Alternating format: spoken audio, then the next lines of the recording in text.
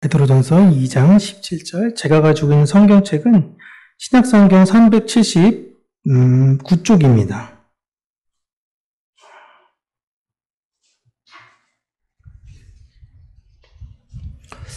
우리 함께 읽겠습니다. 뭇 사람을 공경하며 형제를 사랑하며 하나님을 두려워하며 왕을 존대하라. 아멘. 구역공과 14번째 존중에 관한 내용 우리 함께 나눠보도록 하겠습니다.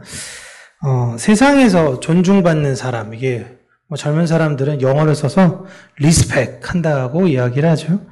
존중받는 사람들은 자신의 분야에서 최고를 달리는 사람들, 부와 명예를 거머쥔 사람들을 존중받는 사람들의 롤 모델로 삼습니다. 축구하는 어린이들에게 있어서 우리나라의 어린이들의 롤 모델은 대부분 아이들이 손흥민인 경우가 많죠. 그렇죠? 여러분 아주 어디서 잘 못 들었던 그런 선수, 이런 롤 모델 삼는 아이들 보신 적 있으신가요? 그런 아이들은 잘 없죠. 운명의 선수가 롤 모델인 경우는 없습니다. 그렇다면 크리스찬의 롤 모델은 누구일까요? 라는 겁니다. 크리스찬의 롤 모델은 예수 그리스도이십니다. 여기에서 출발이에요. 크리스찬은. 축구하는 애들한테 물어보지 않습니까? 여러분, 야, 너 특히 축구 열심히 해서 나중에 누구처럼 되려고 그래? 전 나중에 손흥민처럼 되려고 그래요. 메시처럼 되려고 그래요. 막 이렇게 얘기하지. 어디서 듣도 보도 못했던 선수 막 이야기하면서 그 선수 닮으려고 하는 애요. 합니다라는 걸 못 듣잖아요. 넌 교회 왜 다녀? 넌 왜 기독교인이야? 라고 물어볼 때 우리 무슨 대답을 해야 되죠? 부모님 때문에 어쩔 수 없이 다녀. 이게 아니라 예수 그리스도 닮으려고 다닌다라는 것입니다. 여기가 출발이에요. 이걸 잊으면 안 되는 거예요. 우리는 예수님 닮으려고 여기 모인 사람들입니다. 이제 우리 교회는 사실 규모가 작기 때문에 좀 적지만 규모가 큰 교회 가면요, 이제 막 섹터가 나뉘어져 있어요. 장성급 모임. 그래서 별 다신 분들만 모임 있는 데 있고, 막 등산 잘하는 분들의 이런 분들은 무슨 북한산, 관악산 이런 데가 아니라, 자, 우리 올해는 안나푸르나 한번, 이런 규모로 가는 분들 막 있고요. 축구도 굉장히 조직되어져 있고, 꽃꽂이도 여러분, 꽃을 좋아해도 못 들어가요. 대형교회에서는. 나도 꽃을 다 띄워보고 싶거든요? 근데 그 안에 있어서 이 규모가 워낙 탄탄하게 돼 있다 보니까 못 들어갑니다. 최소한 3년에서 5년 동안 그 안에서 있어야 그나마 들어올까 말까라고 한대요. 그러나 교회는 여러분 그거 하려고 모인 곳이 아닌 것 아닙니까? 우리가 각자 우리에게 맞는 동호회를 하기 위해서 교회에 모이는 게 아니라 우리는 예수님 닮으려고 여기에 모인 사람들입니다. 그런데 예수님 닮는 것은 어느 날 하늘에서 툭 떨어져서 닮는 게 아니라 예수님을 닮은 누군가를 보면서 닮아가는 것이죠. 성령께서 처음에 다락방에 있었던 그 120 문도를 통하여 완전 변화시키고 그들을 통하여 점진적으로 예수 그리스도를 닮아가는 것이 어떤 것이구나 라는 걸 보여주면서 계승하셨습니다. 베드로라는 사람은요, 여러분, 그 누구보다도 신비로운 경험을 많이 했던 분입니다. 우리가 지금 사도행전 교회에서 쭉 하고 있지만 아주 놀라운 일들 많이 경험하신 분들이죠. 막 그림자만 지나가도 아픈 사람이 날 정도예요. 어마어마한 거 아닙니까? 누구보다도 신비주의에 가까운 사람, 베드로, 바울, 이런 분들이 성경의 내용을 살펴보면요, 그 누구보다도 이성적으로 교회가 행동해야 하는 것을 말하고 있습니다. 여러분, 교회는 신비로운 단체이지만 신비주의를 지향하는 것이 아닌 이성적으로 행동하고 상황에 따라서 판단하셔야 됩니다. 라는 겁니다. 오늘도 교회가 가져야 할 당부의 사항들을 베드로가 이야기하고 있어요. 사람을 공경하고 형제를 사랑하며 하나님을 두려워하고 왕을 존대하라 라는 것입니다. 여기서 가장 특이한 내용이 사람을 공경해야죠. 형제 사랑해야죠. 하나님 두려워해야죠. 아멘이에요. 마지막 네 번째, 왕을 존대하라는 것입니다. 왕은 권위자니까 그냥 권위자를 존대하라라는 걸까요? 베드로가 있었던 당시의 교회는요, 로마 정부로부터 핍박을 받고 있던 시기, 유대인으로부터 멸시와 차별을 받았던 시기였습니다. 단순한 핍박이 아니라 생명의 위협이 늘상 놓여져 있던 시기였어요. 크리스찬들이 여러분 어디서 얻어맞고 다녀도 예를 들어 경찰에 가서 이야기하면 아무도 들어주지 않습니다. 그래서 누가 하나님 믿으래? 예수님 믿으래? 라고 얘기하면 그냥 끝났던 시기예요. 교회를 다니면 차별받는 것이 너무나 당연했고 일자리를 가지기도 어려웠습니다. 이런 사람들에게 내 인생을, 우리의 가족을 인생을 망가뜨린 주체의 핵심. 도대체 누가 이런 시스템을 만들었냐? 왕이 만들었다. 그런데 그런 왕을 어떻게 해라? 존대하라 라는 겁니다. 교회의 가장 큰 권위자가요. 어찌 보면 이런 시궁창 같은 현실도 너무 괴로워 죽겠는데 그 현실을 만든 사람을 존대하라 라고 이야기한다면 여러분은 어떻게 받아들이시겠어요? 당시의 사람들은 이론과 현실 속에서 이러지도 저러지도 못하는 삶에서 점점 궁핍함과 강팍함만이 내 마음에 자라나는 것을 경험하게 되었습니다. 당시 교회에 있는 크리스찬들은요, 우리가 이렇게 힘들고 어렵게 만든 로마의 황제를 원색적으로 비난하고 정죄했어요. 특별히 교회 안에서 지도자들이 잡혀가다가 죽는 경우가 허다했습니다. 이런 상황 속에 베드로가 교회에게 전하는 것은 베드로가 중심이에요. 이제 힘을 확 모으면 돼요. 그래서 저항해야 돼요. 이게 일반적인 논리인데 핵심의 축인 베드로가 교회에게 전하는 메시지는 저항하라는 것이 아닙니다.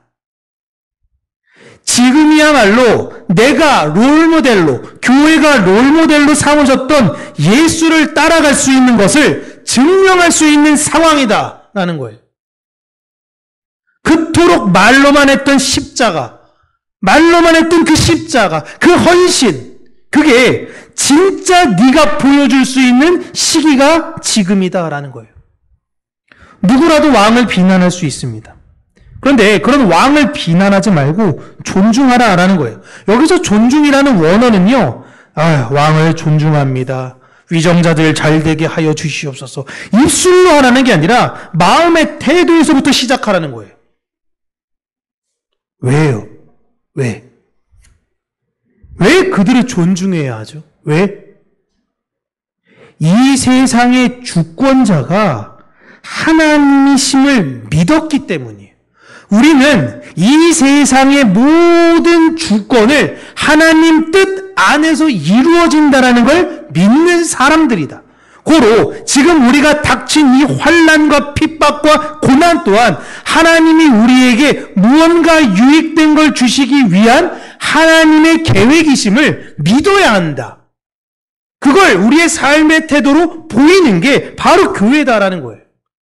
예수님께서 빌라도와 헤롯이라는 인물이 너무 탁월하고 이들이 정말 꼭 필요한 하나님의 종이기 때문에 그들을 두신 것이 아니에요. 그들이 옳은 지도자라서 그들을 세워두신 것이 아닙니다. 누구보다도 악행을 저질렀던 사람이 빌라도와 헤롯이었어요. 그런데 예수님은 그들을 세우신 이가 하나님이심을 압니다. 그들을 통해서 이루실 하나님의 계획을 믿으시기 때문에 그들을 그 위치 가운데 두신 것뿐이지 예수님이 능력이 없어서 빌라도와 헤롯을 그 자리에 그냥 그렇게 두신 것이 아니에요.